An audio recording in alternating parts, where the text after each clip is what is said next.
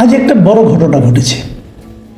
বড় ঘটনা মানে আজ এমন একজন লোককে গ্রেপ্তার করা হয়েছে যাকে আরো প্রায় 1 বছর আগে মানে গত অগাস্ট মাসে কেন গ্রেপ্তার করা হয়নি, এতদিন ধরে তাকে কেন গ্রেপ্তার করা হয়নি, এটা নিয়ে আমার মনে বিশাল বিশাল প্রশ্ন আছে। এবং আমি মনে করি এই লোকটা বাংলাদেশের গণতন্ত্রের জন্য প্রথম যে বীজ বৃক্ষটা রোপণ করা হয় সেই বীজ বৃক্ষটা উনি রোপণ করেছিলেন। উনি কে? ওনার নাম হলো ABM খায়রুল হক। এই ভদ্রলোক একসময় বাংলাদেশের প্রধান বিচারপতি ছিলেন।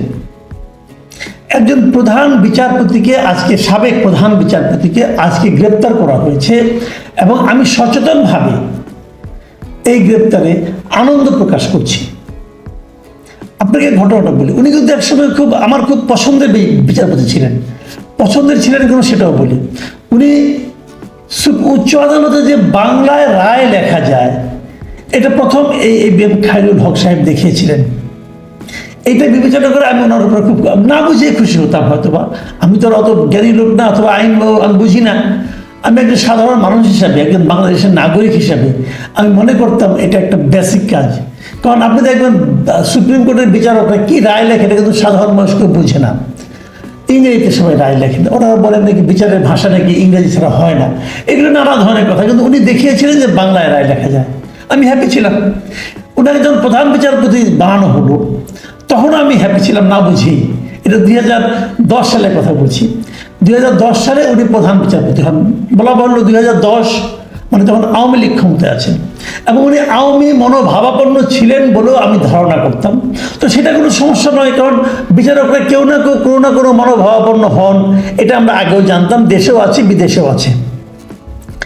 কিন্তু মনোভাবাপন্ন হন কোনো সমস্যা নাই, কিন্তু বিচার করার সময়, রায় লেখার সময় সেই পলিটিক্সটাকে উনি ওনার রায়ের মধ্যে প্রতিফলিত করবেন এটা কিন্তু কেউ আশা করে না।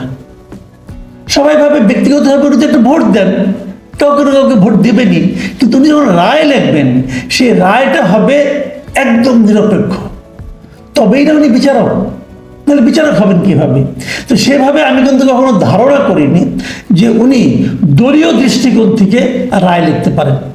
এবং আমার জানা মতে, আমার দেখা মতে উচ্চ আদালতে রায় লেখার ক্ষেত্রে দলীয় দৃষ্টিভঙ্গির যে রিফ্লেকশন, এটা আমার ধারণা প্রথম বড়ভাবে এসেছে এই খায়রুল হক সাহেবের মধ্যে।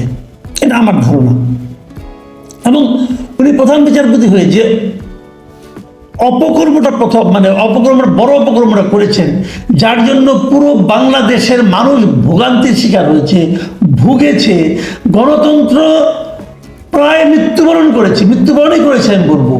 গণতন্ত্রকে কোমায় ঠেলে দিয়েছিল যে ঘটনাটা, সেটা হলো উনি কিন্তু বেশি দিন ছিলেন না, উনি 1 বছরেরও কম সময় ছিলেন দায়িত্বে। এর মধ্যে আকাম কুকাম যা করেছেন এটা একটা ভয়ঙ্কর ব্যাপার। উনি রিটায়ারমেন্টে গেছেন 2011 সালের 17 মে, আর নিয়োগ পেয়েছেন 2010 সালের 27 সেপ্টেম্বর, কিন্তু অফিসিয়ালি তার নিয়োগ কার্যকর হয়েছে 30 সেপ্টেম্বর। তো তারপর থেকে দেখুন অক্টোবর, নভেম্বর, ডিসেম্বর, জানুয়ারি, ফেব্রুয়ারি, মার্চ, এপ্রিল, মে, এটা 7 মাস, 7.5 মাস উনি দায়িত্বে ছিলেন।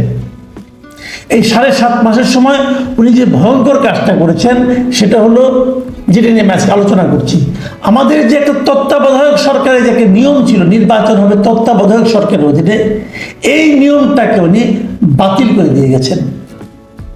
উনি রায় দিয়েছেন যে তত্ত্বাবধায়ক সরকার থাকার কোনো দরকার নেই। এবং এই যে রায় দিয়েছেন, রায় দেওয়ার কিছুদিন পরে ওনার রিটায়ারমেন্ট হয়ে গেছে। এবং রিটায়ারমেন্ট হওয়ার পর 16 মাস পরে উনি সেই রায়টাকে লিখিত আকারে প্রকাশ করেছেন এবং সেখানে উনি বলেছেন যে তত্ত্বাবধায়ক সরকারের যে বিধান এটা নাকি অপ্রাসঙ্গিক ও অসাংবিধানিক। এই রায়টা নিয়ে প্রকাশ করেছেন এবং এই রায়ের উপর নির্ভর করেই কিন্তু 2014 সালে তত্ত্বাবধায়ক সরকারের ছাড়াই ক্ষমতাসীন যে দল আছে তার অধীনে নির্বাচন অনুষ্ঠিত হয়। এবং সেই নির্বাচন বিএনপি বর্জন করার কারণে একতরফা নির্বাচন অনুষ্ঠিত হয়। 152 না 53টা সিটে মানে কোনো নির্বাচনই হয়নি, বিনা প্রতিদ্বন্দ্বিতার সরকার হয়ে যায়। 2018 সালে একইভাবে ক্ষমতাসীন দলের আপনার শাসনামলে নির্বাচন হয় এবং সেই নির্বাচনে আপনারা সবাই জানেন যে দিনের ভোট আগের রাতেই হয়ে গিয়েছিল এবং 2024 সালেও একই নির্বাচন হয়। মোদ্দা কথা যে খায়রুল হক সাহেবের এই এক রায়ের কারণে বাংলাদেশ থেকে ভোটাধিকার বলতে যে একটা অধিকার আছে জনগণের, এটাই উনি ভুলিয়ে দিয়েছিলেন এবং একটা সরকার কিভাবে স্বৈরাচারী হতে পারে তার বিষটাও উনি এই রায়ের মাধ্যমেই বপন করেছিলেন। সেই বিচারে আমি মনে করি যে খায়রুল হক সাহেবের মতো এত গণতন্ত্রের জন্য এত মারাত্মক ক্ষতির কাজ আর কেউ করতে পারেনি। এই যে উনি কাজটা করলেন 2011 সালে চলে গেলেন, যাওয়ার পর এই সরকার খুশি হয়ে তাকে কি করলেন 2013 সালে মানে 1 বছর পরে 13 সালে জুলাই মাসে ওনাকে আইন কমিশনের চেয়ারম্যান নিযুক্ত করলেন 3 বছরের জন্য। তো 13-এর পরে 16 আসে, 16-তে ওনার রিটায়ারমেন্ট করার কথা, উনি রিটায়ারমেন্টে গেলেন না, ওনাকে আবার তার মেয়াদ বাড়ানো হলো। এইভাবে বাড়াতে বাড়াতে আওয়ামী লীগ সরকার যতদিন ক্ষমতায় ছিল ততদিন উনি ক্ষমতায় ছিলেন এবং 5ই আগস্ট গত বছরের 2024-এর 5ই আগস্ট শেখ হাসিনা সরকারের পতন ঘটলে তারও 1 সপ্তাহ পরে মানে 13 আগস্ট তিনি আইন কমিশন থেকে পদত্যাগ করেন এবং তারপরে উনি লোকচক্ষুর আড়ালে চলে যান এবং ওনাকে আর কোনো কেউ দেখতে পাচ্ছিল না। ওনার বয়স কিন্তু কম হয়নি, ওনার বয়স হলো 81 বছর হয়ে গেছে বর্তমানে।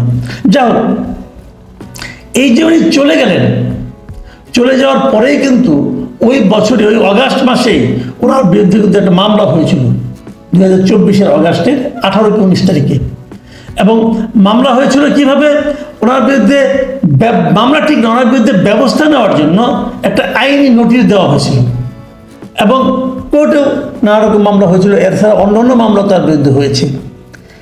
সেই সমস্ত মামলার কোনো মানে সুরাহা হয়নি, ওনাকে কোনো গ্রেপ্তারও করা হয়নি, জিজ্ঞাসাবাদও করা হয়নি, উনি এতদিন বহাল তবিয়ত ছিলেন।